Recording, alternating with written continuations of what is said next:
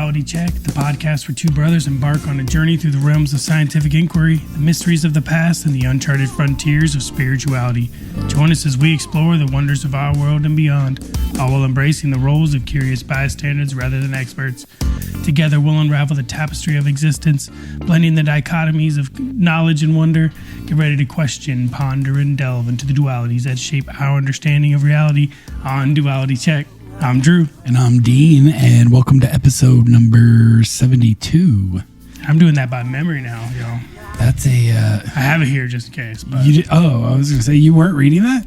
No, not the whole time. I looked down at it, but I never... Is that when you stumbled? Was when you transitioned? I think when I tried to look at it, it made you stumble? Yeah, because I saw a different word. And I was like, but yeah, right, I'm mostly from memory now, so... That's pretty good. It's getting better. Yeah, 72. For a while. That's, 72. The number, what is that? That's a numerology number. That's one of those sacred numbers that Randall always talks about. It's the number of years it takes to complete 1 degree of the great year. Yeah, like and the great year is the precessional equinox, no? Yeah, the precession. Yeah. Yeah, 72 years is 1 degree, I believe. Yeah, I think that sounds right. But I think he incorporates that a lot into a lot of his other... 72 is more significant than just that, I believe, in his numerology. Yeah. Yeah, 72 times 360 is 25,920. Which is the great year. Very cool. Well, welcome. And this week we've got a little bit of everything. A little bit of stuff, and we might end up doing what we talked about last week, which is finishing the document about the Pope. But we'll see how this goes. Did you come across any cool stuff this week? I saw this cool... I saw a clip of it, but then I looked into it and I read this quick article on it. I'm thinking about reading it. It's not too long. It's a couple paragraphs here. But this is from IFL Science. This is one of the ones you shared here? Yeah, so if we wanted to have that. Yeah, let me bring that up. I'll read from it a bit. Go ahead. Dramatic video shows first ever fault movement surface rupture caught on camera. And this happened in Myanmar, in the mountains of Myanmar. A video going around the internet at the moment in geologist circles appears to show what might be the first ever fault movement caught on camera. On March 28th, 2025, in the city of Mandalay, Myanmar, was hit by a magnitude 7.7 earthquake, which was felt as far away as Thailand, leaving at least 4,900 people dead. Dang. Originating alongside the Sagang Fault, a 1,400 kilometer long or 870 mile long dextral strike slip boundary separating the Burma microplate and the Sunda plate. The earthquake propagated a super shear rupture over 460 kilometers or 286 miles. With surface displacements exceeding 6 meters or 20 feet. Jeez. A paper on the earthquake explains the shallow 6-mile depth strike slip mechanism unleashed violent shaking. And this is saying modified Mercalli intensity 9. I'm not sure what that reference is, but that's the... Oh, is that maybe a quantification of the violent shaking? Modified that might be on like a certain scale or something. Like the scale and the intensity is 9. Yeah. Across densely populated urban centers, including Mandalay, Sagang and Naypyidaw, I don't know, while amplifying seismic energy in distant regions such as Bangkok, Thailand. A video reportedly filmed near Tazi, Myanmar, appears to show the moment 2 blocks of earth move past each other. Focus on the background in the short video we'll play here. you will see the landscape slide around. So let's play check this real quick. out. Yeah. No audio, I believe.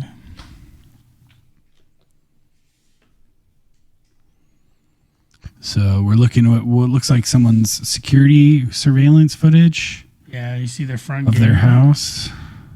and then you start seeing it kind of shake and wobble Oh, here. yeah, we got and then the watch earthquake starting. watch that pole in the background. Whoa. Dude. Isn't that nuts? This whole section of street pulls away. It like pulls, towards the towards the right. Like it's like shifting, and it says 20 feet, what it said earlier. So like that pole behind it is clearly visible, and by the end of it, it's not visible You're talking about anymore. this back here? No, to the right, the one that's closer in the background. This one? Yeah, watch it. Oh. Oh, look at that tower in the background that just went down. Wow. You can see it's pretty violent shaking. You see dirt being dusted up in the background. Yeah. It goes on to say, so this is the two blocks slipping past each other, the two, plates rubbing against each other. A fault is a fracture or zone of fractures between two blocks of rock.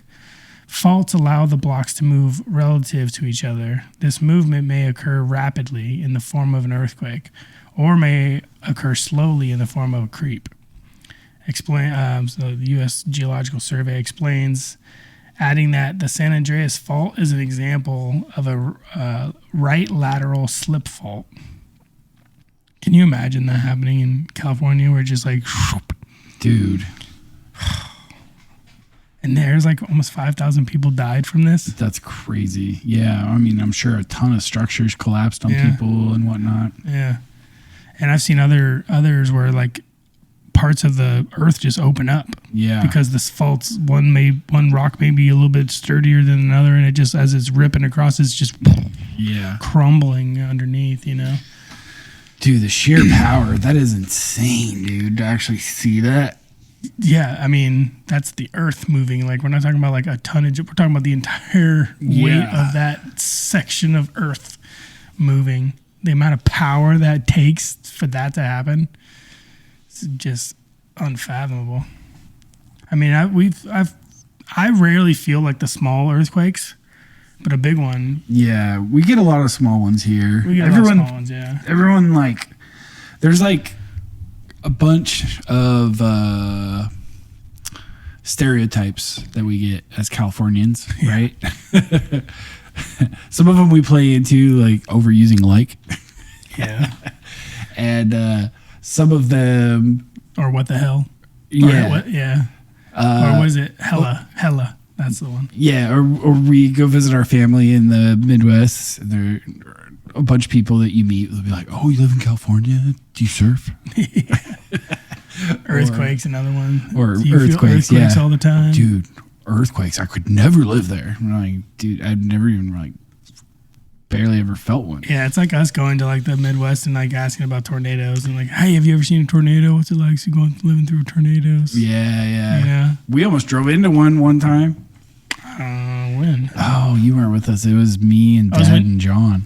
Where were you guys going? We were driving to Chicago. Oh, really? Just the three of you? Yeah, in that car. It was the three of us. Oh, yes, that must have been the time I didn't go, yeah. And we were in Iowa, I want to say, and it was like late at night. It was dark. It was this like super strong storm, and we were just like planning to just keep pushing through.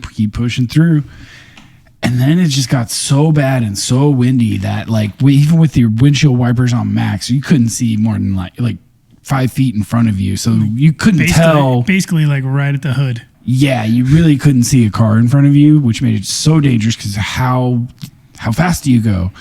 If you go too slow, you get blown away. Someone will run into you. If you go too fast, you're going to run into someone. It just got real sketch. So we finally pull off, and we go to this hotel right off the freeway, and we get in there, and we're waiting to check in. This whole Boy Scout troop comes in the door. and they're all wet, and they had just like been out camping that night, and they canceled their camping trip, and had to go to a hotel. and then we find out they're like, yeah, there's a freaking tornado right there where we pulled off. The people who work there told you? Yeah. No way. So we were literally driving right towards it, and we had no idea. Wow. Well, that could have ended badly. Dude, nature's just so couple stupid Californians just plowing into a tornado. So it says, so faults may range in length from a few millimeters to thousands of kilometers. Most faults produce repeated displacements or over geologic time. During an earthquake, the rock on one side of the fault suddenly slips with respect to the other. The fault surface can be horizontal or vertical, or some arbitrary angle in between. Though everything has a camera in it, age on it is probably what they would say. Age has given us footage of earthquakes around the world. This appears to be the first example of the fault shift being caught in the act, or at least so dramatically.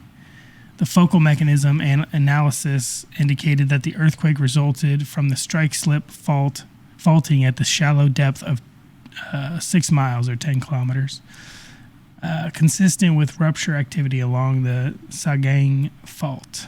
The study continues from the rupture, or from the epicenter. The rupture propagated over 47 miles or 75 kilometers to the north, terminating just south of Singu, while a more extensive rupture of 420 kilometers or 261 miles occurred to the south, ending in Pu.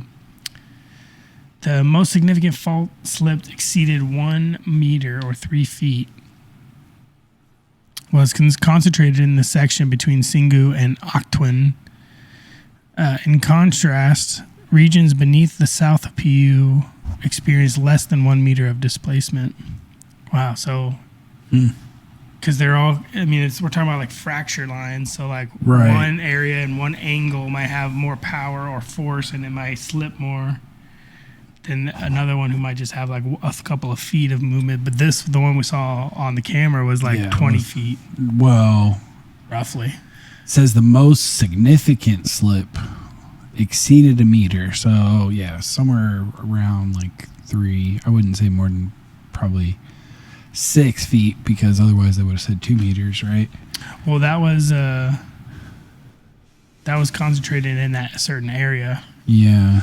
But it did say up there that it was like yeah, I guess how much distance does that represent from this angle? Yeah, that's probably close to 6 feet at least. From the epicenter, there was a more extensive rupture of 261 miles, which occurred further south, it said. Right, but the rupture isn't the same as a slip, right? So the rupture is like the crack propagating through the fault. Right. Whereas the slip is the actual 2 pieces of earth sliding against each other. And it says here that the largest slip of 14 feet was recorded between Sangang and Amarpura. So that, I think,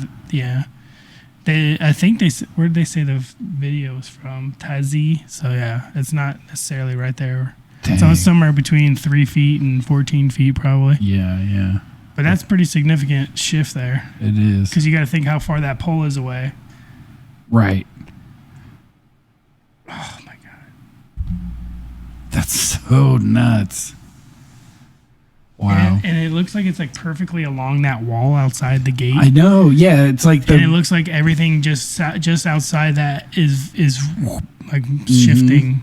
But the building. Can you imagine if that line went right down the middle of your house? Just gosh, yeah, just rip it apart, and everything. Oh gosh. But then another crazy thing is like you don't see, like there's no like giant hole. So like it almost looks like it's like perfectly like slid, where there's no like shift in like vertical like. There's definitely a crack that opens up. I see it now. Yeah. Yeah. That's so crazy. I want to see it again. Okay. I could watch this all day. I know. Oh yeah. Okay. So those So, two yeah, shadow-looking things. Yeah, those are actually cracks forming. Oh. And right here. Yeah. That's a big one right there. Yeah. Yeah. Oh man. Dang. Crazy. Wow. Earthquakes, man. That's scary. Nuts.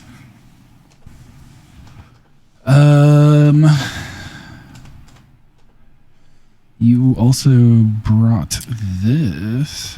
Yeah, so this was, I'm sure a lot of people know that Jeremy, if you pay attention to this stuff at all, that Jeremy Renner had a near-death experience. Well, he had a really bad accident like a year or two ago. I didn't know this. And he was in a snowplow accident where he like got thrown off it or injured by it somehow, and then ended up underneath the ice or the snow, and he had saying he died during that experience before somebody could get there, or during the Was he talking rescue. about this on his recent Joe Rogan appearance? I didn't listen to that one. I haven't seen that. But this came up, and this was him doing an interview with another person here. And he talks about the actual NDE he experienced and like what it was like. Ooh, I love me a good NDE story. I wanted to play this for you. All right, let's check this out. You died, right, Jeremy, on that day when you went under the snow cap. What happened in that moment? To me, it's like you get a seat behind the curtain, and there's some sort of solace that comes out. Look, I didn't want to come back. Let me just put it that way. Really? Somehow, some way, I was pulled back. And then thank God that I was, because I would have wrecked my mother's life and my family's life. So why did you not want to come back? If you're in my shoes, you could think the same thing. Yeah, it's the most pure, beautiful existence for us to be, and it's exciting. What did you see? The closest thing I think for seeing is that if you know in your mind's eye, in sort of your imagination, that type of thing, when you witness when you die is not through your eyes, right? You don't have vision, you don't breathe. There's no fucking time, place, or space. It's just the light is the sort of the connectivity of, like, love is the only thing that exists beyond this rock. It's the DNA of our spirit, love, if you will. And that is what you feel and you experience. You experience your life review. You have anyone you ever loved, anything that is attached to love is there with you at all time, place, and space. There's everything and everyone is there. Everyone. Wow. Magic. You died, right, Jeremy, on that day when you went. Yeah, that makes me want to watch the Jeremy Renner on Joe Rogan, because if he can expand on that more. Yeah, and I usually skip actors because I usually do too, and I remembered he got in an accident, but I didn't know he had an NDE. I didn't know that. I had no idea that was a part of it until I saw this. So yeah, next it's going to make me want to go back and listen to that episode, that interview. But yeah, it's still fascinating, like his description there is like a peek behind the curtain, Yeah. Like... And like the idea that love is the DNA of the soul, and that it never leaves you and it's always with you, even like all loved ones, past, present, future, it sounds like. If there is any sense of time, obviously. But crazy. Every time I hear stories now of like the other side, like all that comes to my head, like I instantly go to comparing it to my DMT experience. And that resonates, because like describing it as seeing is weird. Yeah. Because it doesn't make sense, because it's not like, it doesn't have the same limitations as vision. And you can see so many, like the colors. The experience, Like the details, Yeah, I'm wondering if like psychedelics are glimpses of what that's like in pieces, right? So like different psychedelics have different avenues to peek behind that curtain, and they have different aspects of what's behind the curtain that are brought back with you or experienced in your quote unquote waking, experience. Or they're like modifying the brain's ability to filter out that side of existence. Right. in different ways, and some of them more and less completely, right? Depending also on dosage and what type of thing too, right? Yeah, so like there's all these experiences of even like the most, I say basic, but like even the most mundane of psychedelics experiences, like that feeling of love and connection and like comes through pretty strong in most experiences. But that could also be your an individual thing too, right?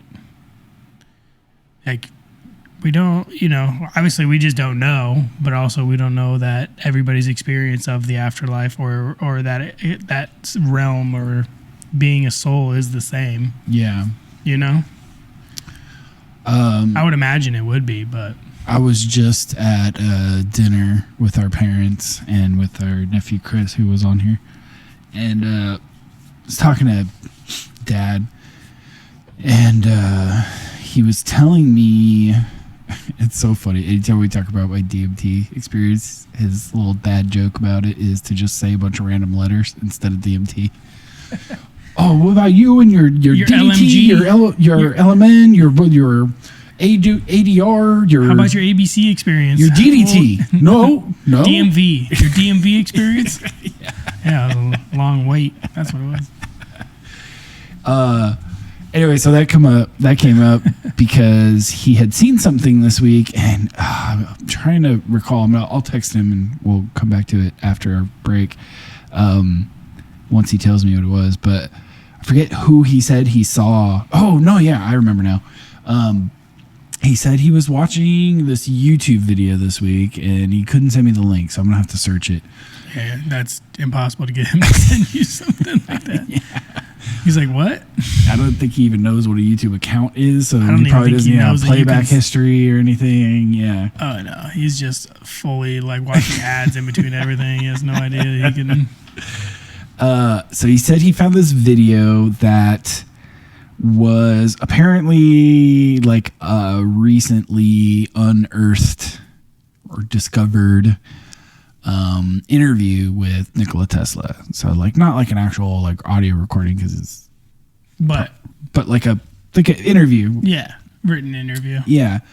And they were talking to him about like spiritual matters or whatever. And Dad said that the way Tesla was describing the afterlife and like what happens after we die was very similar to what my explanation of what I learned on DMT was. And he said he doesn't know why it took some random YouTube video, but it actually has shifted how seriously he takes my experience.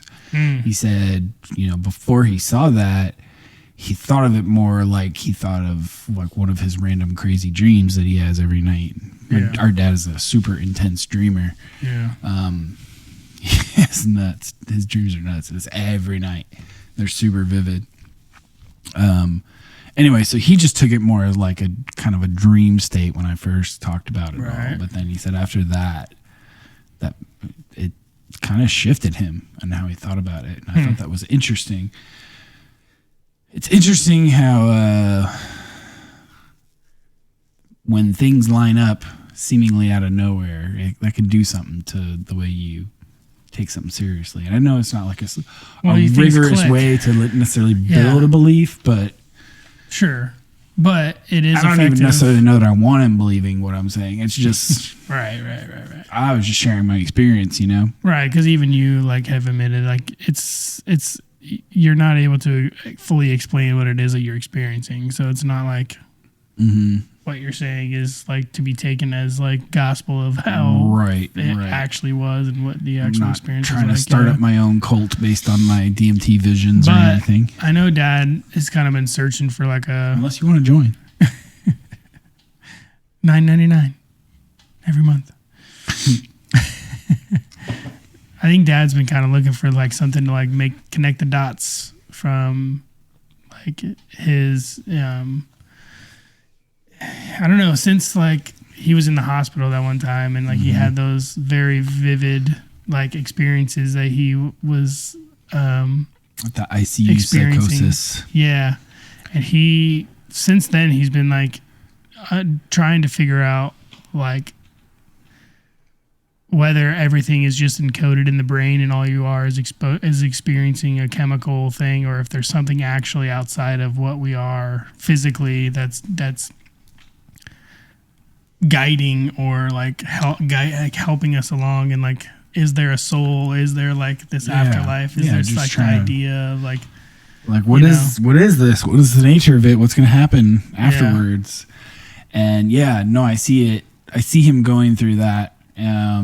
I mean, we all go through that, but like you can see that it's a little more accentuated, right? Yeah. Well, we all have to come to grips, and some of us have, and some of us haven't. I'm not saying I have, but to grips with our mortality, you know. And some of us just try to ignore that line of thought, right?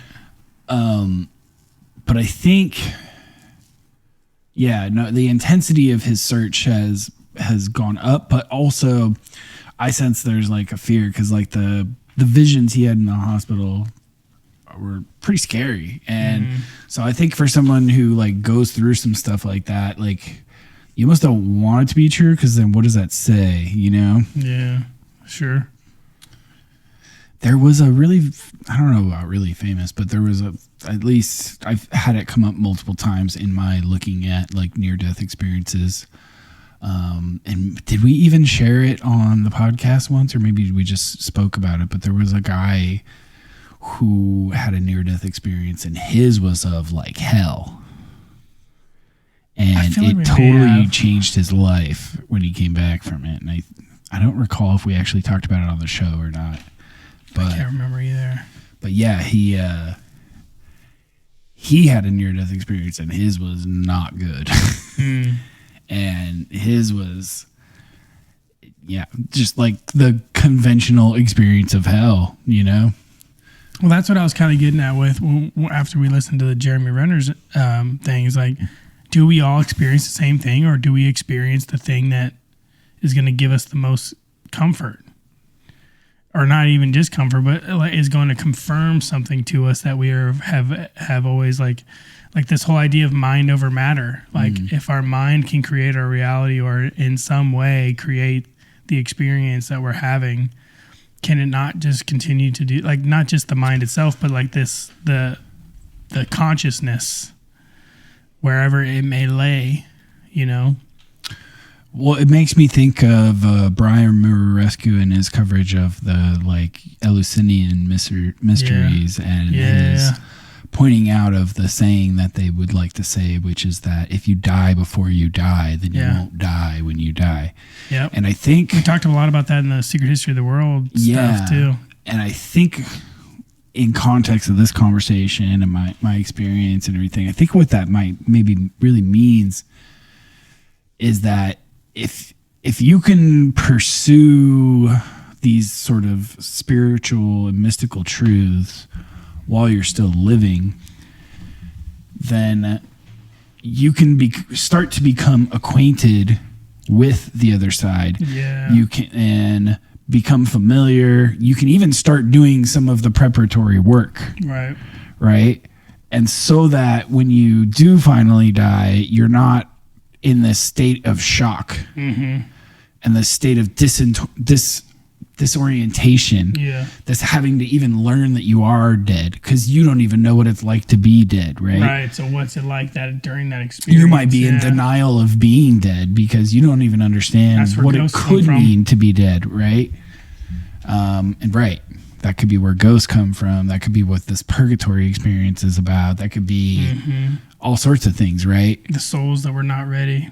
Yeah, because you're not even ready necessarily for whatever entities or family that you have that is trying to connect with you on the other side, because you've closed that door almost in a sense, like psychologically. Once you're not bound to the physical universe, right? You're not bound by everyone's consensus on reality and its interaction with physics. Right. And so therefore you're probably in a realm where you have a lot more direct ability for that anything that your emotional state, that your thoughts triggering it can create and shape everything that you're experiencing. So And yeah, so if you're you so could live in disoriented purgatory. or Oh in my gosh. fear or whatever, you might block yourself off from whatever like spiritual guidance is Maybe attempted to offering. be given to you. And until Yeah. you calm the F down a little bit and lower those barriers so someone can come in and like help guide you through. Maybe you're even delaying that life flashing before your eyes experience. yeah, Maybe it's- you're delaying the light at the end of the tunnel because you've just created this cocoon of like panic and fear and Yeah. right. So I wonder, because I mean, I don't know how well, because I'm not really in that world, but like how well religions prepare you, and I know some do prepare you very well, but like I don't know how all of them do for death and like that experience of like meeting God and like all these things, you know. And but then there's that whole like idea of like going to hell if you're not just righteous and, you know, repent and all these things, you know. So like maybe those are, and obviously it seems obvious, like they're meant to kind of prepare you for death in a way, because we know that we're not immortal. And it's so like religions and spirituality and even just accepting that like there is something outside of life, like understanding, like having an NDE like this would very well just be like, oh, well, there's nothing to worry about. Now I've experienced what it is to merge back to my creator, whoever that creator for you may be.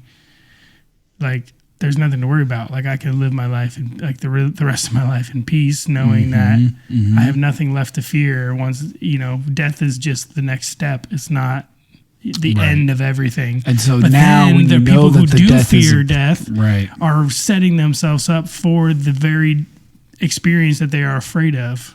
Right. And so that as that they see that death approaching, their anxiety and their fear builds to such a point that when the death actually happens, now they have this whole construction of their fear and their anxiety, which is going to fill their mental load or consciousness up with all these preconceived notions of what they are expecting to happen, because they haven't settled within themselves the idea that, you know, like in the physical universe, it is still true that what you believe is like what happens to you, right? But still, like, you still see the stop sign as red, right? But like as soon as you die, like if you think a stop sign is yellow, the stop sign is yellow, right? Like it's a lot more of a direct, like you are actually probably creating exactly whatever it is you're experiencing, or have the ability to fully override any experience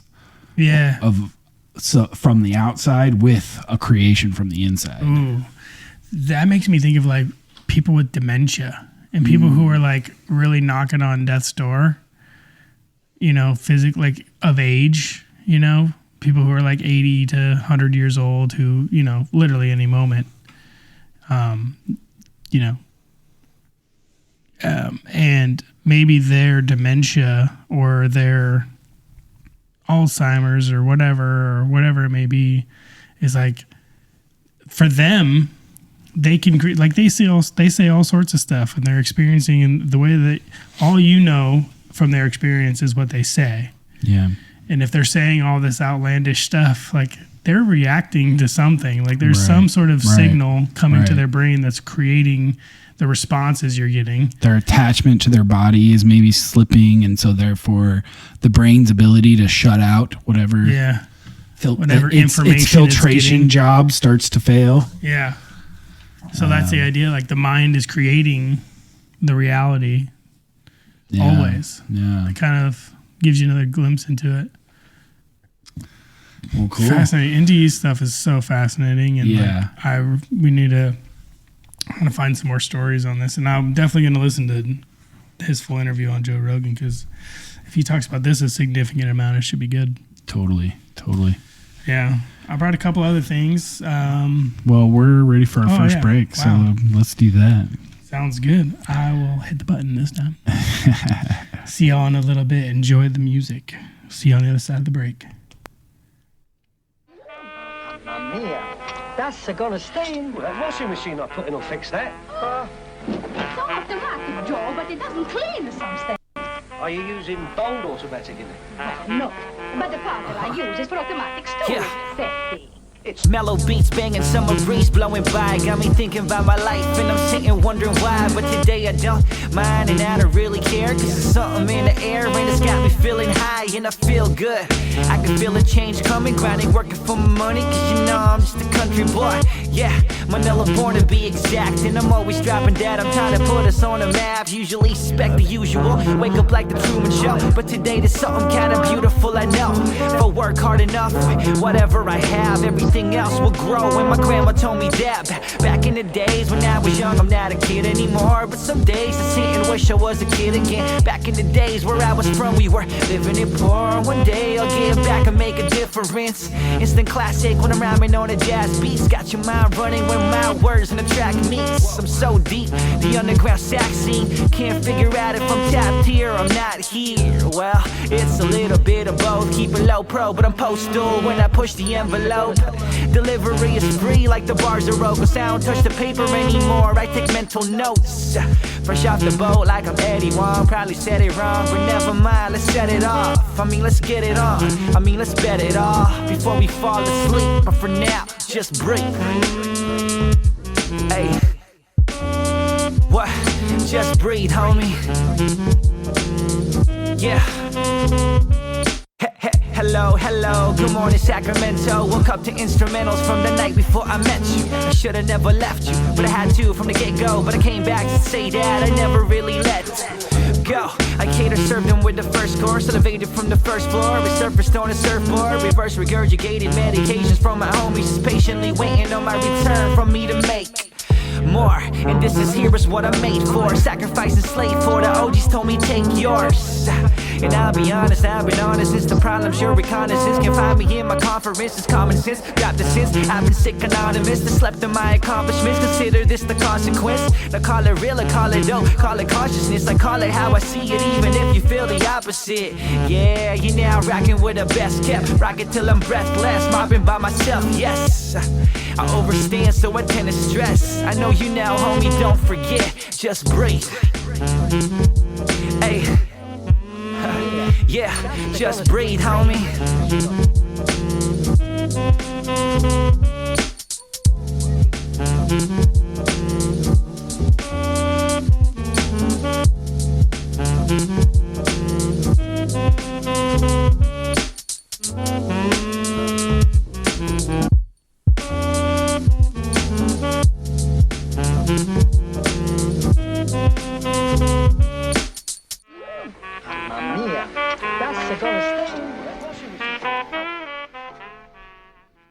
Welcome back. That was M.Born. The song was called Just Breathe. Just breathe. Find his Bandcamp link in the links below, and you can download the album for free. It's called The Born Experience. Ooh, yeah, check it out. I'll show you all what we're drinking today. We're drinking Tasty Waves West Coast IPA. It's a Centennial Grapefruit Citra hops. This is Loomis Basin Brewing Company, which is just in our backyard. Yeah, super local to us. Brewed in Loomis. Brewed is spelled B-R-O-O-D. Brewed. Brewed. 2010. Nice. Very good. What was the percentage on that? I didn't see. Can't find it. 6.6. Not quite dad approved, I don't Cheers. think. Yeah. Cheers. So we got another video here. Yeah. Oh my gosh, you're gonna love this one, dude. This one's so Another crazy, Cymatics bro. thing. No, but Like well, kind of. Levitation Cymatics. Kind of. So yeah, he's gonna talk about it a little bit during the video, but it's basically a mixture. Like it's a symphony of water, sound, and light, all coming together to form this. So let's watch this. It's crazy. All right. Sound theory. Isn't this amazing? I've been here for 2 hours playing with water and asking questions, and I'm still confused. This? Look, watch this. That's happening. That's magic. Pearls inside the cup. It's inside the cup. Look at that, look at that, look at that. You see that? That's water. It's not CGI. This is real. This is water in front of my eyes. There's a basin at the bottom. It pumps water up through hoses at the back. Nozzles at the top. Look at that. It's moving up now. That's not normal, is it? The nozzles at the top create these pearls of water. A specified light system, perfectly calibrated with the motion of the water to create these pearls that are floating, now suspended, now moving down. This is real. This is happening. So look at my hand. You see that? That's real. Those shadows are real. My hand is on the other side of those shadows. Look at that. Is this sustainable? Absolutely. Closed system. Every drop is recollected and put back through circulation. This is not fake. This is happening. Apparently the creator got the idea from watering his garden. So it went from watering his garden to me having an absolute existential crisis right now. I can just sit here all day, which I have been, playing with water. Pearls, water pearls, suspended in air. It's the perfect union of motion and light. If you look at my hand, you can see this. You can't see anything between each pearl of water in my hand. You don't see anything in that window between the lens and my He's hand. trying really hard to be like, so simple, it's not CGI. but it's not. The team here, Water Pearl, He's also trying to show like is creating magic. it's a flow of water, but the combination of the light By water. and the nozzles creating these like this pearl effect. Look at that. It's filling up his water. It's not like those are just. Oh. It's a stream of water coming So it's down, but pulsing because of the light light, that's creating the illusion. yes. So the light hitting the water in such a way that's it's the exact match of the rate of the water coming But down. wait, no, he's got a pinch, so it's I've been here not for just 2 a flow hours like playing with that. water and asking questions, and I'm still confused. No, it's still a flow, but the light is what's changing it. This? No, but he had it pinched above and below, so it's not like it's flowing, because otherwise he couldn't keep it pinched like that. It would be pouring all over his finger. But did you see when he actually touched it? It was multiple strains of the pearls that were affected by his one touch of the pearl above. Huh. It's super crazy. Because I've seen it where And you see him just they put can the cup use there like and it's speakers. filling it up. Yeah, they can use like a 3D speaker rig to create like a 3-dimensional cymatics that'll create a pressure wave where you have like a standing wave in such a way that you can fill it with water droplets and they'll just chill. Well, maybe that's something what's happening, right? So the nozzle's creating a perfect pearl, and then there's like, because it's calling it the sound theory, so I don't know if there's like some sort of like maybe not like a speaker, but there's some sort of like resonance going on there. Yeah, where interesting. it's creating these pearls exactly as you. But look at that! Like he's just holding a cup in one of these, and it looks like the pearls are moving upwards. They're coming up but out it's of the filling water in the cup. Oh, interesting. Yeah, so maybe So crazy. it's a mixture. I think maybe at the bottom, maybe it's like affecting the water in some way. I wonder if it's Because you know there's that phenomenon where like if you have like a say you have like a bag full of water and you poke it and the water stream coming out, it looks like it's a still motion that there's no like you can't tell that it's actually a flowing water until you put your hand in there and affect and change the flow of the water. Yeah, I was thinking. See, look at it like that. Well, I was thinking if it does have to do with the lights, then it would probably have to do with like a strobing effect. Like you've seen the effect where like a helicopter appears to have the Yeah. the rotors are not moving Yep. on Yep. video is because the refresh rate of the camera is is matching in the, sync with the the RPM rotator, of the rotations rotors. of the, Yeah. Yep.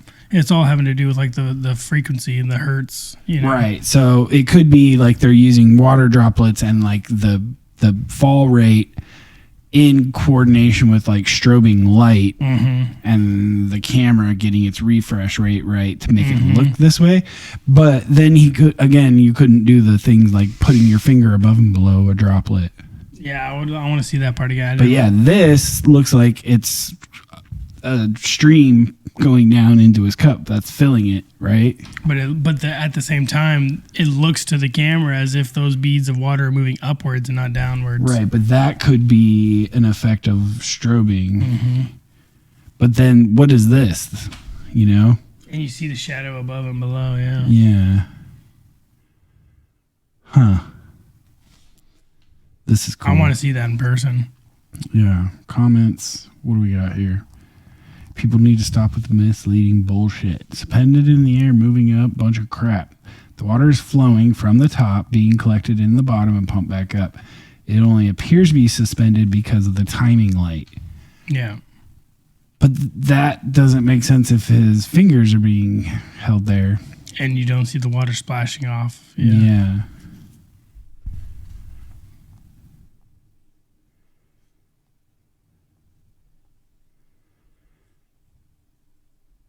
Huh.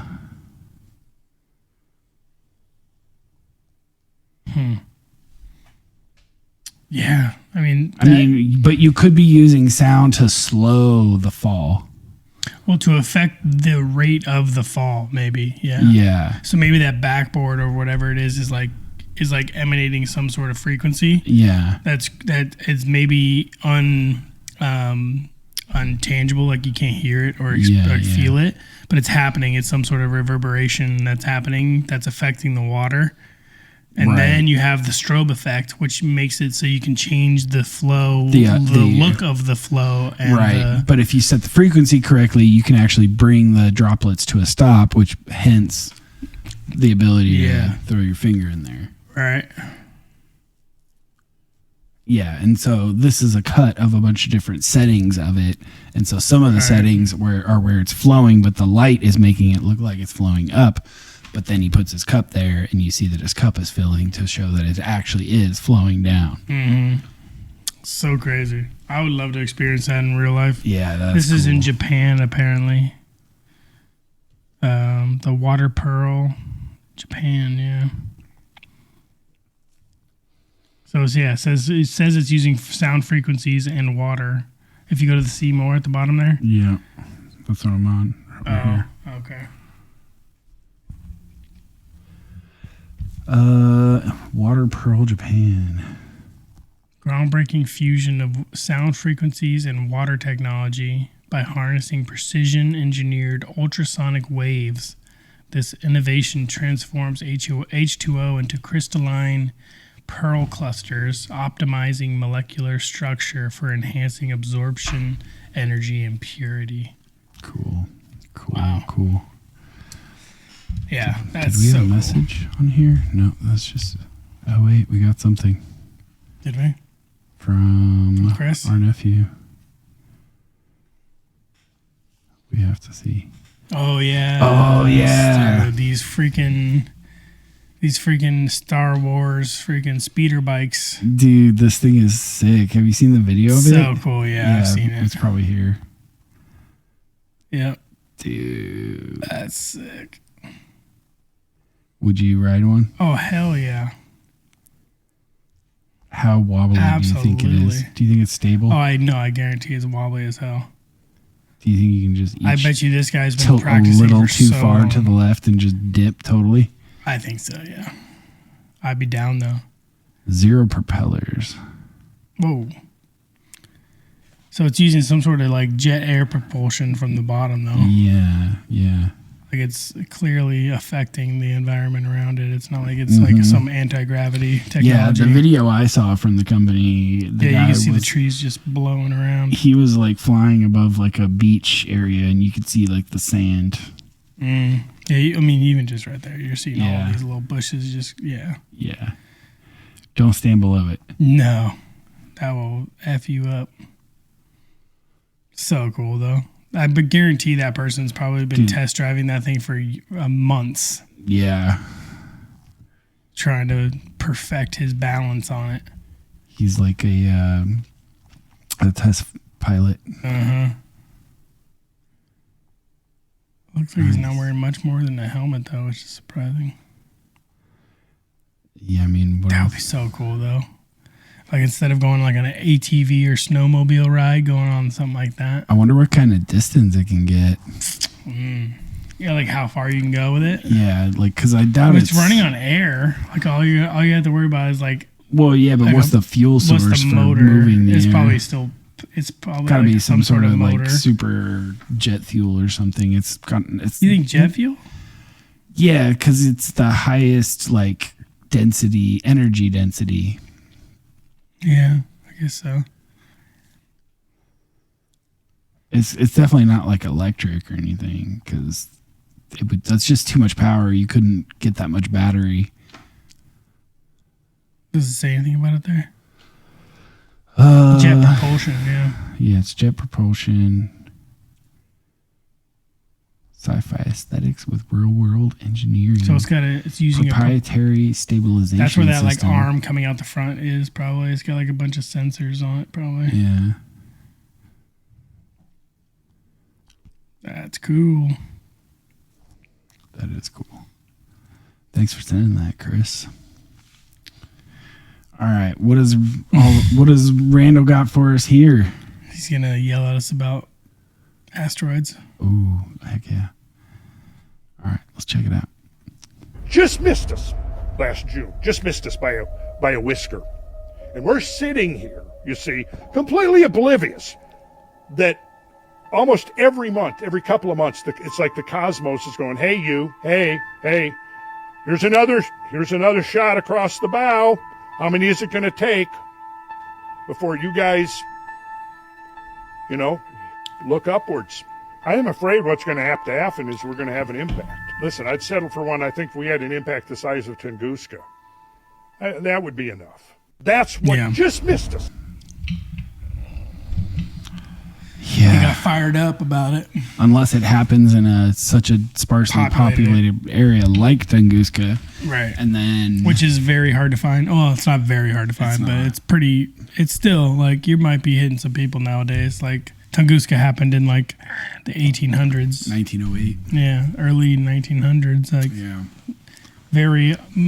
Mostly everything was rural. Well, especially in Siberia where it hit. Yeah.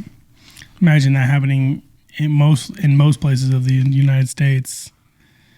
It's going to do some damage. Well, when you drive across the United States and you fly across it, there is a lot of empty land with nobody nearby. Effect. Yeah. But I think his point was it's going to have an effect on our ability to ignore it anymore. Like, we need to have something in the modern times that like shakes us up enough to like really pay attention and to start spending some resources into technologies to get rid of these things before they become problems. These asteroids that, like that whole mission, the DART mission to get rid of these asteroids and push them on trajectories that aren't going to affect. Yeah. So if you weren't familiar, the DART mission was a mission to actually fly a spacecraft into an asteroid to affect its trajectory, so that we could measure, so that it wouldn't come if straight it affected out. the trajectory, which it did, right? Yeah, it did. So we need to be spending more time and effort and like really find out if these DART missions are viable for double asteroid. What the heck? Did you see that? I did. What the heck is that? Look. Oh, no way. I gotta show that. That's sick. You guys, check this out. When you Google DART mission. I thought you knocked into the monitor at first because I saw it out of the side of my eye. Yeah, isn't that crazy? That's cool. Yeah, the double asteroid redirection test. So this was like a binary asteroid pair that were orbiting each other. Right. This is the NASA mission to demonstrate that. So they slammed into one of them, and it did change the direct trajectory enough that basically, if we were to do something of a comparable size, as long as we had like enough time in advance, because a little nudge, as long as you do it early enough, will make a big difference later on. Right. But if it's at the last second, then you're kind of screwed. Yeah. For this technique. Yeah, you're not doing enough to. So did you watch? We're not having to send Bruce Willis to these things. Yeah, you've been watching the Randall on Jesse, right? Yes. Randall Carlson. Yeah, I'm almost done with it. Jesse Michaels. Yeah, I'm almost done with it. It is amazing. Yeah, you always need to check it out. Yeah. Jesse Michaels does so he did an interview with him 2 years ago, and then recently interviewed him and spliced together a video of him interviewing. Yeah. There it is. Yeah. This is the video. So good. It's 3.5 hours. I think that's Randall just. No, but he pieces together multiple conversations. Yeah, this is multiple interviews. But we know Randall, he can do an 8-hour presentation on Halloween. So totally. Randall can talk for hours about anything that he's interested in. It was funny the one of the top comments on this video says, maybe we'll see it there. Yeah, right there. Randall Carlson could be reading the phone book and I'd still listen. Man's a legend. So true, man. He's so into what he's talking about, and he's got a way of speaking about it and referencing multiple sources from whatever realm of information he's been gathering over the decades. Yeah, man is a legend. Man is a legend. So he's... this is a very comprehensive, of his kind of philosophical really good understandings sampling. of all of his... Yeah. Of the things he's pulled from. And Jesse does a great job of pulling this out of him, too, because he has to stop him a few times to, say, hey, look... He redirects him. Hey, you just cited 5 different papers on the water erosion of the Sphinx. That's enough. We don't need to hear... I will listen to you in private, but the listener doesn't need to know every little detail of it. Right. Let's boil it down a bit. Anyway, but yeah, he does it. It's a kind of a his philosophical beliefs on what does it mean to that you believe this or that this is the truth now. So he drags that out of him a bit, but because Randall at one point they're talking about asteroids. Just the reason I brought this up after the DART mission thing. And Randall points out that sure, that can work if it's an asteroid. But the thing is, what if it's a comet? Because comets are usually... Well, no, it's more... the problem is that it's the makeup, right? So an asteroid is usually more of a solid object. Right. Whereas a comet is more of a loose assortment of dust and ice things that will outgas it when they get close to the sun. Well, and it will also break apart more. They break apart, right? And so you can't do a dart if the thing that you need to redirect has already been broken and degraded into 500 pieces. Yeah. Which piece are you going to hit, right? You can't send one craft and you need to send a nuke. It's a shotgun spray coming at you, not a single object at that point. Yeah. That's a good point. Yeah, you'd have to send some sort of nuke that you can almost guarantee that will vaporize the entire thing. Yeah, but would it? Or would it just create an even... more buckshot, right? Yeah, even wider array of which particles. May dissipate it a bit, but I don't know. I don't know. It's interesting. Yeah, he will. If you listen to a lot of his stuff, he's got a lot of talks on a lot of different things. But for as far as asteroids go, that's one of the things he's most worried about. Oh, big time. Him and Graham. Like, and the whole Comet Research Group. They're progenitors of the Comet hypothesis for what caused the Younger Dryas hypothesis. Yeah, like they're the ones that are pushing that hypothesis. Against maybe like other people who like Robert Schoch or talking about like the solar flares and the solar activity and the but they are worried, and rightfully so. I mean, in the recent times I've been hearing a lot about the asteroids that are coming so close, and like it just seems like we've nobody covered cares. multiple of them on the show. I keep an eye out for stories of those because I want to call them out on the show anytime I see them. Same. I think we should maybe there's a few websites that track them and talk about them, so we can maybe keep everybody else abreast of the information too. Yeah, each week. Maybe we should do a better job of keeping our finger on the pulse of that because we can make it a quick segment of the show anytime it happens. Yeah, even if we're just reading another it every near week miss, Yeah. Even if it's just like every other week or something, we can we'll keep you guys a little bit better. That 2032 one got updated to where it's not supposed to be predicted to hit us anymore. Like the likelihood has gone down below 1%. But it is still supposed to come 1%. Between us and the moon, and it could actually strike the moon, is what they're saying. That would be a show. That would be a crazy show. Maybe we'll see the moon defend itself because it's actually an alien spaceship. For sure. All right, let's take our next break here. Sounds good. I got it ready. All right, cool. Yeah, we'll take a break real quick, and we'll see you guys on the other side here.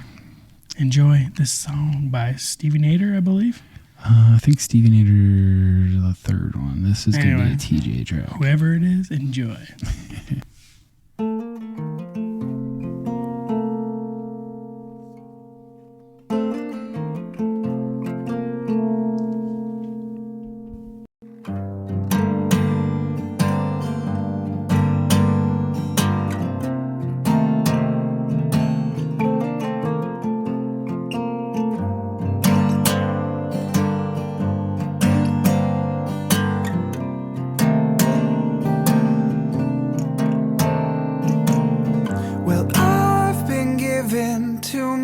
Time to waste,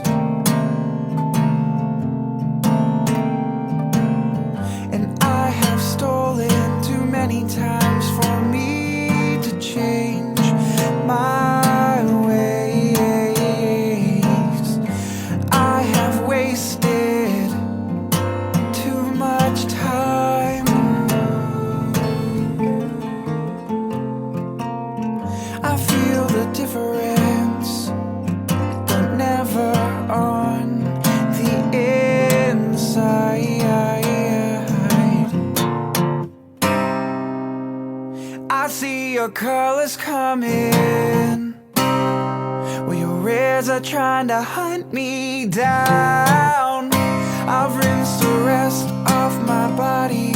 Your colors don't stain me now.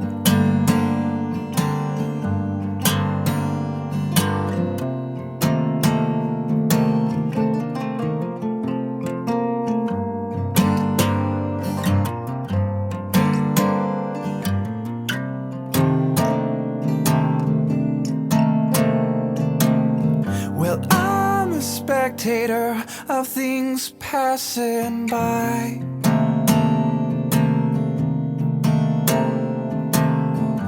Like they say, I live my life all in good time. I've been a giver. Oh, what a waste.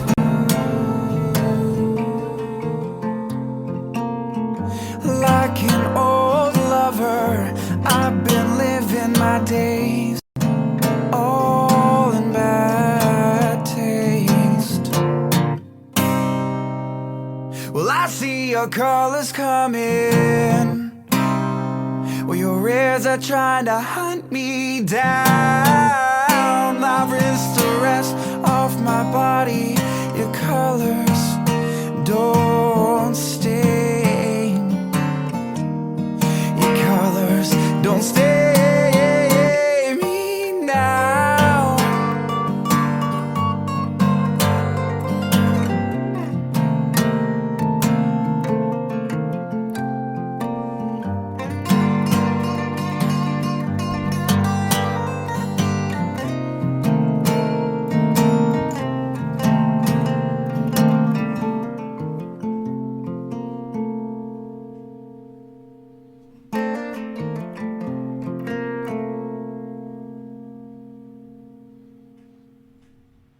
Welcome back. We I'm gonna share Marcus Aurelius from Meditations. This is the last passage in Book 4. Always take the short way. The short way is natural. Accordingly, say and do everything in conformity with the soundest reason. For such a purpose frees a man from trouble and warfare and all the cunning and pretentious display. Mm-hmm.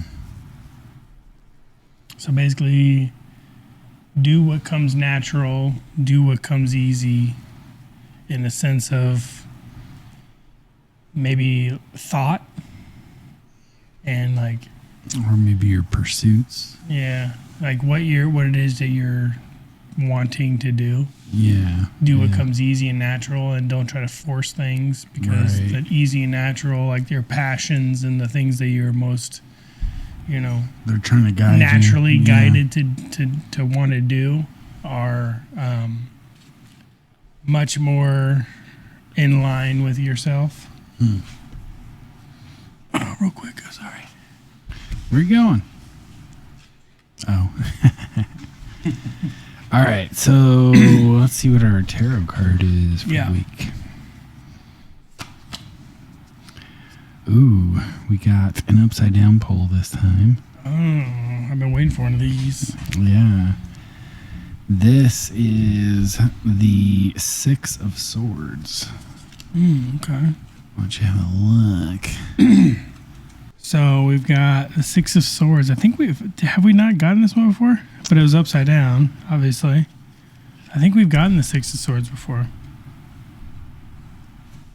And it's the person canoeing on a canoe with a passenger and a child, and it's got six swords. Basically, look like they're stabbing through the whole of the ship.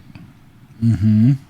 And it's got like a coastline in the background, as if they're moving towards it. Yeah. So here's what the card looks like. This is what it looks like upside down.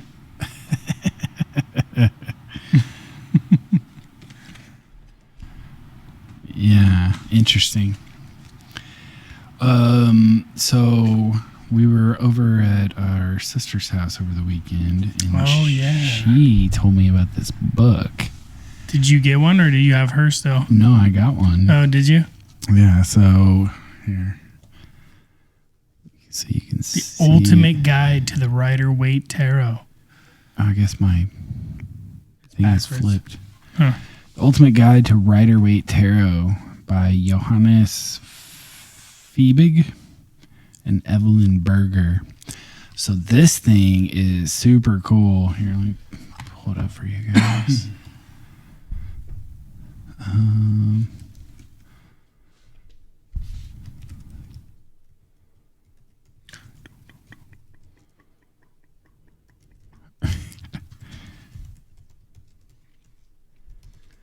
Ultimate Guide.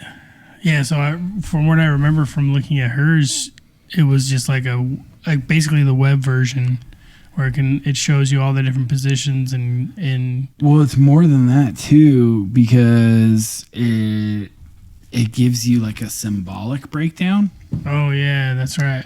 Yeah, so I want to read the whole like intro to this book and kind of report back to you guys on what I find.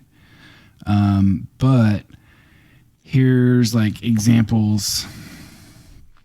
Why don't you show this into your camera, because apparently mine's flipped. Okay. Yeah. So like this will be a breakdown of one of the cards, and it like highlights different elements of the card and gives you a breakdown of what that symbol means, and it'll give you multiple possible symbolic readings of the same symbol too. So it'll point out different elements in the artwork. The crane, the trees. Mm-hmm. So like what do all those things mean? Yeah. The color yellow even. Right.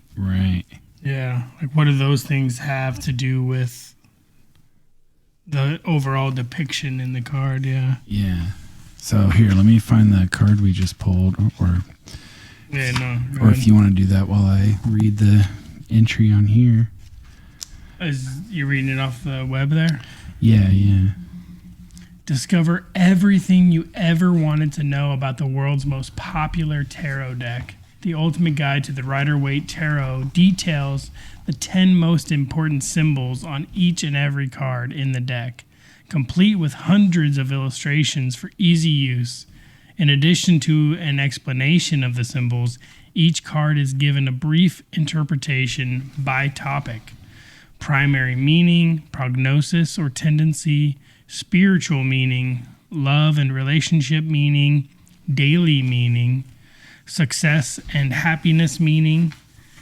Writing in a convenient format designed for quick reference, European tarot authorities Johannes Fiebig and Evelyn Berger also provide tips, hints, facts, and lore to improve your reading right away. Within these pages, you will find the top 10 most important something. Yeah. So, it says here the 10 most important symbols for the Six of Swords. The figure's position or poses. Like the hunched over Let me pull position. this back up. Put the artwork up there. There we go. It's like that hunched over, like fully cloaked Yeah. position, and then like the Three person people guiding are all them. in the same boat, and they personify effort, devotion, and laissez-faire. The boat is also a common metaphor for the control exercised by the conscious mind on the waters of the subconscious. Interesting. And then it says the ferryman. The positive is the mediator between worlds, like Hermann Hesse's ferryman in Siddhartha. Negative, lack of redemption, restlessness, homelessness, like the ferryman of the Brothers Grimm. Yeah. That sort of older female figure there, it says the feminine side, the passive part, conscious, dedication, danger, indecision, feeling inferior, letting others decide, positive, being open for how things develop, patience. The younger child, your child side, an unconscious decision, what happens to you, danger, being dependent, not self-reliant, unpleasant surprises. For positive spin on that is curiosity, open for new experiences, wonder. And it says, points out the black pole, says progress through keeping on the ground, back to the basics. The positive read on that is getting to the bottom of things, thoroughness. The negative read is black equals unknown. The motives and reasons remain part of your blind spot. The Six Swords. The negative reading is old prejudices are dragged into every new situation, meaning our mental ballast obscures the view. The positive read on that is the weapons of intellect as compass needles, conscious experience, consistency, and change. Two different waters. Yeah, I was gonna say I noticed that. Moving You get the in rough still water and the waters. still, yeah. Old and new, the task of consciously bringing about change and the transition of form. I didn't notice that the last time we pulled this card. Yeah, me either. I didn't notice many of these things it's referencing here. Yeah, the colors blue and gray. The positive read on it is neutrality, lack of bias, lack of prejudice, serenity, clear will and mind. The negative read on that is lack of awareness, apathy, muddied thought, sticking to old judgments, repetition, need for some fresh air.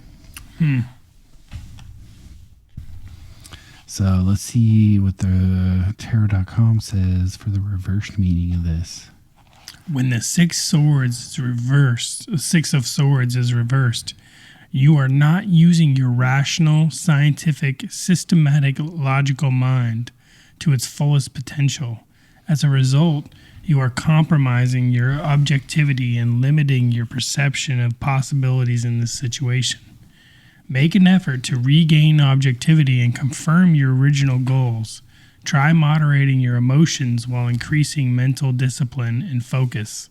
This will enable you to return to the fruitful pursuit of your plans. Interesting. So we take that into a context of like what we're doing here with the podcast and like helping us guide us along the path here. Maybe it's just saying like the video, like our focus on the video and what we've already, admitted, like is kind of losing our focus on like the topics at hand because we haven't necessarily been, putting much effort into that as much as we have been the fact that we're doing this and the way we're doing it now. Which, by the way, is not necessarily the fault of our wanting to focus on that. It's more of like life and all the other things. Because in a way of progress, you regress in certain ways. That kind of seems to be like the duality of it, right? When you progress in one area of your life, you may regress in another area, right?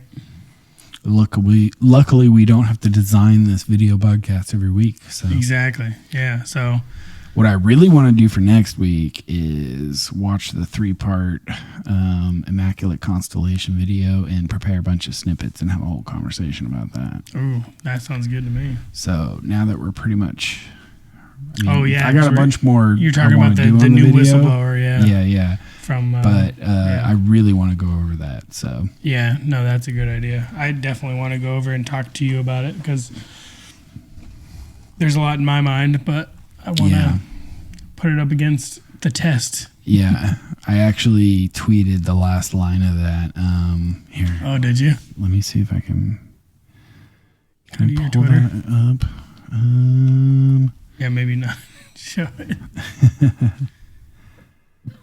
me see. Yeah, here we go. So his very last line of that whole thing. So Jeremy Corbell asked him, he's like, if you were to be killed, right? Oh, yes. This is like the last line of the entire part 3, right? Yeah. Yeah, he's like, if you were to be killed, like, if that's the way this went, right? What is a message you would want to get out to the world? And he said these words. He said, "You are not free. There is far more to this reality than you have been allowed to believe, and God is real." Which I thought was, and then he just ended it. And I was like, such a cool end. That's a great ending. I agree. It was a great ending. Such a cliffhanger, such a profound statement. When he was an interesting character, this guy they interviewed. Yeah. Like, I don't know. Yeah, we're gonna have to dive into it. Yeah. That's such a great quote from him, though. All right, so I don't think we're going to go for the full 2 hours this week, but what I would like to do here is kind of like go through some of the wrapping up thoughts. I know we only got halfway through this document about the Pope, but like it starts going into more like wrapping up the thoughts, and I want to get into some of that and talk about that in connection with the idea that we just got the first American Pope elected, which is interesting. Which is wild because of all the other wild stuff going on in the world. Yeah, so let's talk about this. It's crazy. Yeah. So this section says theological and eschatological analyses of the church's future.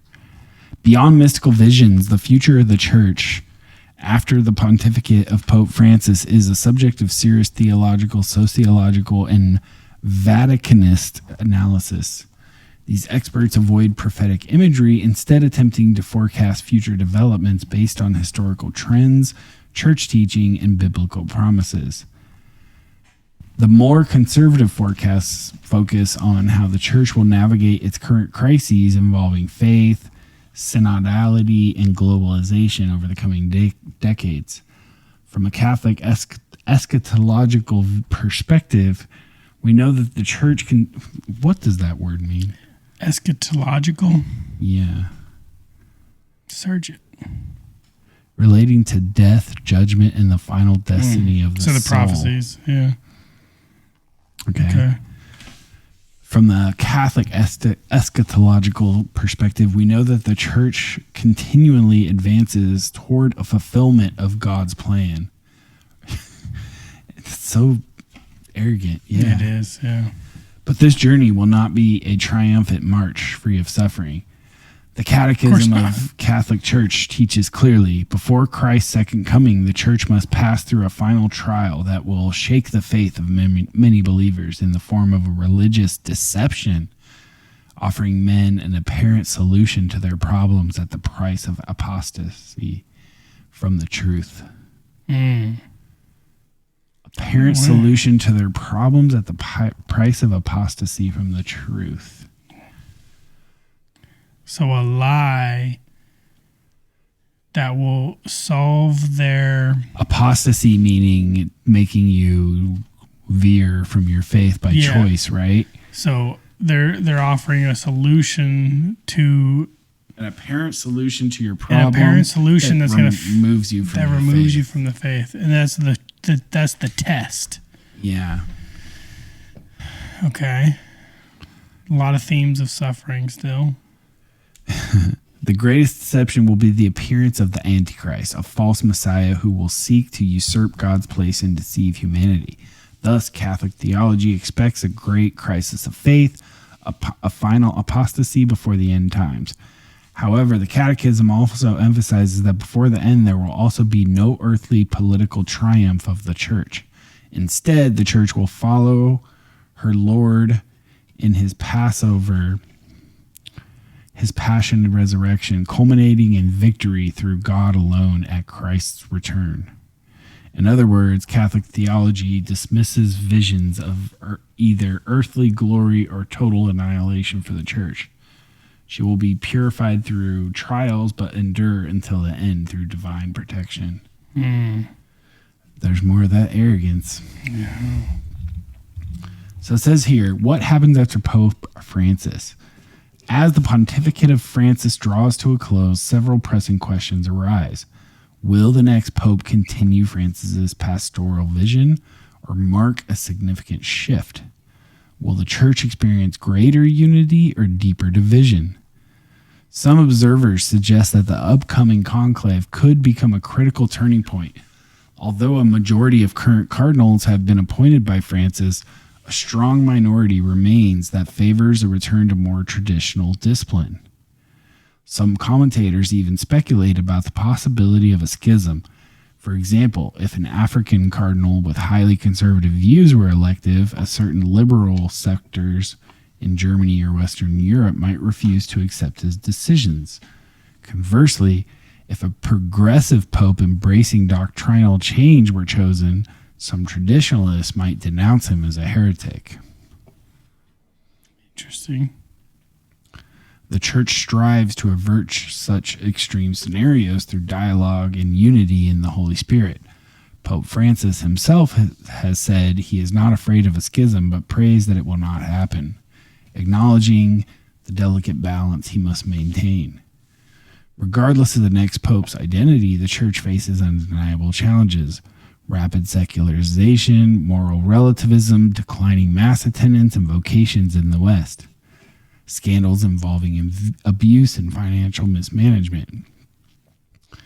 Many theologians believe the church is moving away from her post-Constantinian privileged status in society toward becoming a creative minority, smaller but more fervent. Already in 1969, the young theologian Joseph Ratzinger, the future Benedict XVI, predicted The church will pass through a time of trial. She will become smaller and will have to start afresh, more or less from the beginning. She will no longer be able to inhabit many of the edifices she built in prosperity. As the number of her adherents diminishes, she will lose many of her social privileges. Far from pessimistic, Ratzinger emphasized that the church would emerge from this crisis purified, more spiritual, and centered on holiness rather than worldly power. Later, as Pope Benedict XVI reaffirmed this vision, and Pope Francis has also agreed that the church's future will involve becoming humbler and poorer, but more faithful. Thus, we can expect that regardless of who the next pope will be, the church will likely continue to lose influence and numbers in Europe and perhaps the Americas, while growing dynamically in Africa and Asia. The next pope could even be the first non-European in centuries, a reflection of the church's global nature. Francis himself is an Argentine, but of Italian descent. In today's interconnected world, the papacy increasingly functions as a moral authority for global issues such as climate change, migration, and peace. Any future pope will be likely expected to continue this global shepherd role, as Francis has elevated the expectations for papal social engagement. Yeah, I mean, check that box, right? Yeah, it's pretty interesting. We got the first American pope in decades. Ever, but in first non-European in decades. Yeah, interesting. Separate, so conspiracy theories and apocalyptic narratives. Separate from theological and mystical reflections is a growing body of conspiracy theories and esoteric speculation about the end of Pope Francis's pontificate. These narratives blend ancient prophecies, biblical apocalyptic symbolism, and popular cultural myths. Among the most common themes, the last pope. Many conspiracy theories assert that Pope Francis or his successor will be the last pope before the end of the world. This idea is fueled by the alleged prophecy of Saint Malachi concerning Peter the Roman, Nostradamus's enigmatic verses, and folk beliefs surrounding physical signs in the Vatican, such as limited number of papal portraits at the Basilica of St. Paul outside the walls. The fact that only one or two spaces remain for papal portraits has been interpreted by some as a sign that the end is near, although realistically the gallery could simply be extended. Yeah, go back up real quick. Yeah. Will be the last pope before the end of the world. Like, is it the end of the world or the end of the world as they see it? Maybe it's the end of the church, which for them is the end of the world. Right. Like, it could be there could be a different perspective here. I mean, like, imagine Chris Bledsoe's 2026 prophecy comes true or something. Disclosure happens. Everyone knows aliens are real, and they come and they start teaching us real history and real spirituality according to what they've learned in their knowledge, billions of years, right? Yeah. I could imagine that killing religious institutions overnight. Yeah. In a lot of cases. Yeah. Absolutely. Nostradamus and the Black Pope.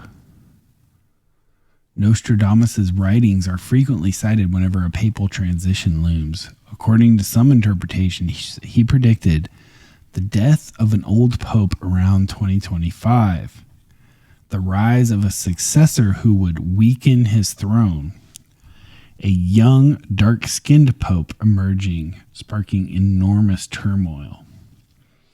The term Black Pope has traditionally referred to the superior general of the Jesuits due to their black cassocks.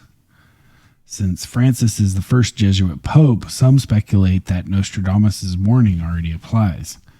Others suggest that a literal black pope could soon be elected, pointing to prominent African cardinals like Peter Turkson from Ghana or Robert Sarah from Guinea. In the view of Nostradamus enthusiasts, this would fulfill the prophecy of a dark-skinned pope ushering in end times. However, scholars caution that Nostradamus wrote in deliberately obscure language, allowing multiple, often contradictory interpretations. Most hits attributed to him are cases of retrospective fitting rather than clear predictions. The church does not recognize Nostradamus' quatrains as a legitimate source of prophecy. Nevertheless, the media often dramatizes conclaves by referencing these myths, feeding a public fascination with apocalyptic imagery. Isn't it fascinating that the public would be so fascinated by the apocalyptic end of whatever it is that they believe? Yeah. Like there's probably probably hundreds of thousands, if not millions of believers who are so focused on the end times. Mm-hmm. That's got to say something. Like they're so focused on this, like rebirth, this renewal, this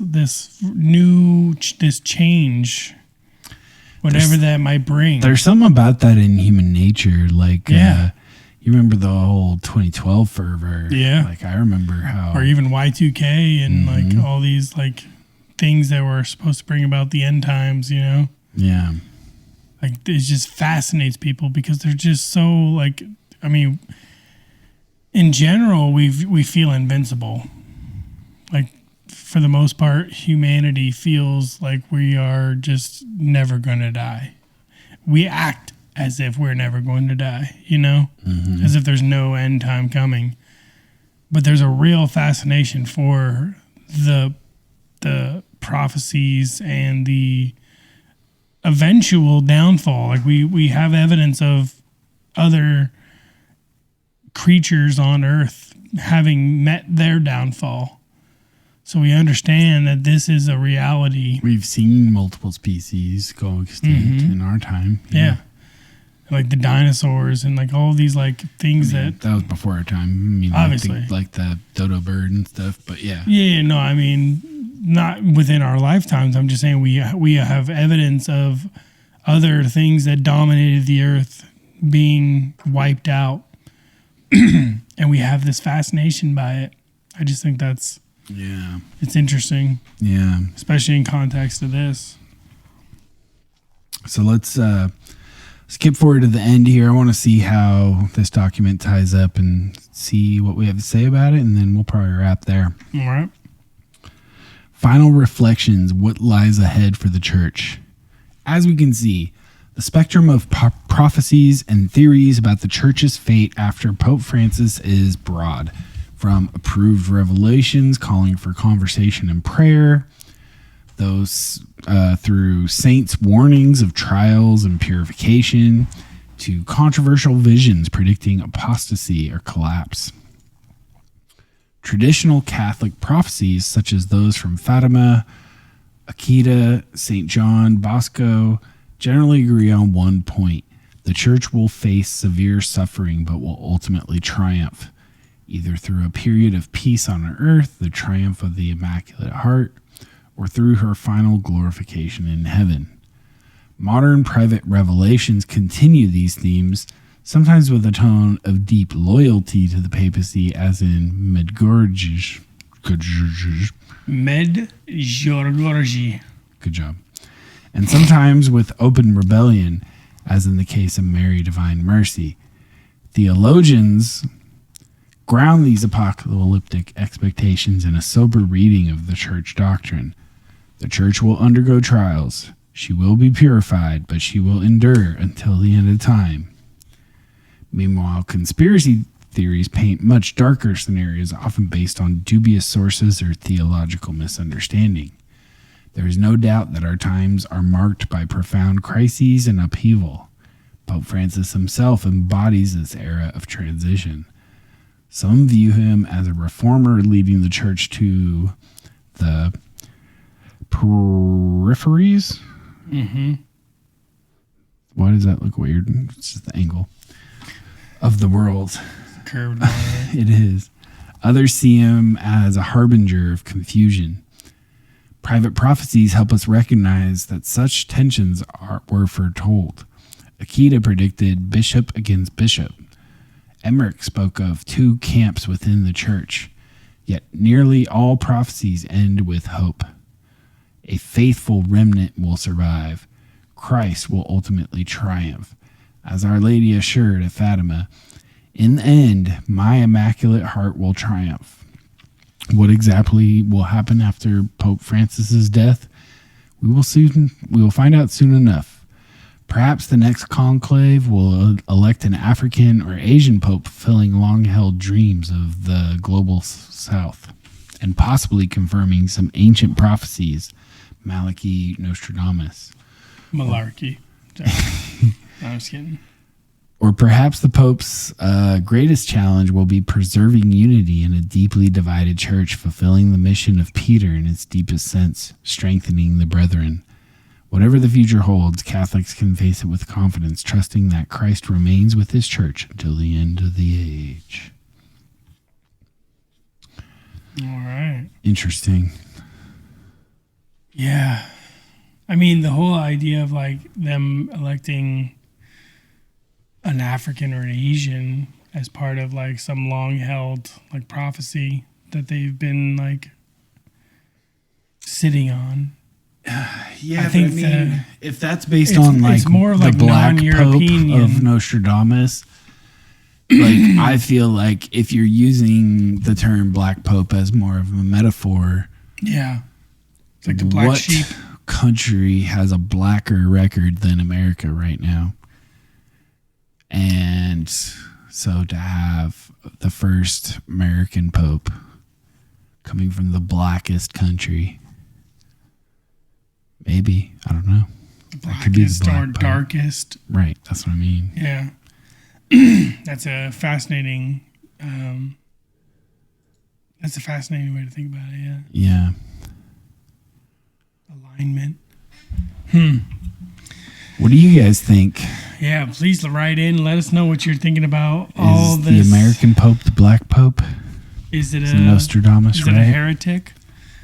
Are they going to bring about the end times? Yeah. We will see soon, I'm sure. Totally. Appreciate y'all hanging out with us. I'll start it here. Oh, I think we both clicked it. Okay. What happened? Let's go. Oh, there we go. Yeah, it's just got a nice soft start. Yeah, appreciate y'all hanging out with us.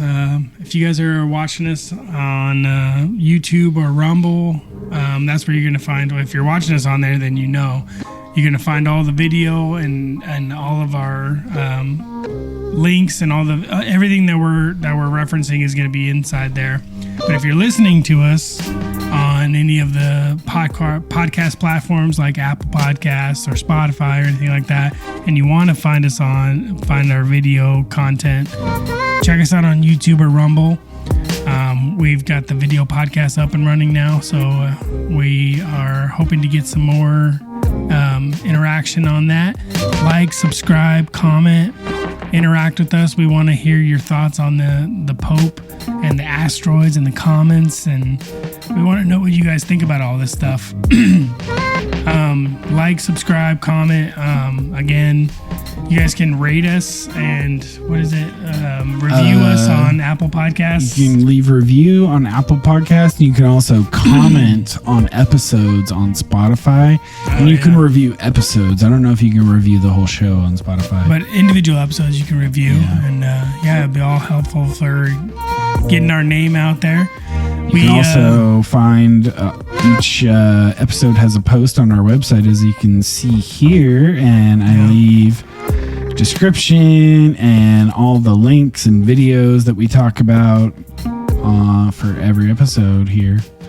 So check that out. You'll even get a little beer review, images of our beer reviews on get timestamps for all of the different topics we talk about throughout the episode. And I've been pretty thorough about tagging every episode, so you can also click on a tab and it'll pull up any episode that has used that tag. Of course, I used one I've only used once. Let's click one like Plato. There we go. We got a couple different episodes where we mention him. Yep. Appreciate y'all hanging out with us this week. We will release our new episodes on Tuesday mornings, but if you guys want to stay in contact, hit us up on Facebook or Instagram. Or just host at dualitycheck.net. Yep, host at dualitycheck.net if you guys want to get involved in the conversation. And go check out our website, dualitycheck.net. Everything's there. Go check it out. Everything. And if it's not there, let us know and we'll add it. Yep. Thank you, Greg. I know you didn't email in this time, but yeah, you've been a great help to us. Well, thanks for the Pope topic. Yes, which has gone through now 3 episodes probably. Yeah. Appreciate that, man. Cool. Yeah. All right, y'all. Check you See out. you next week. See you later. Adios.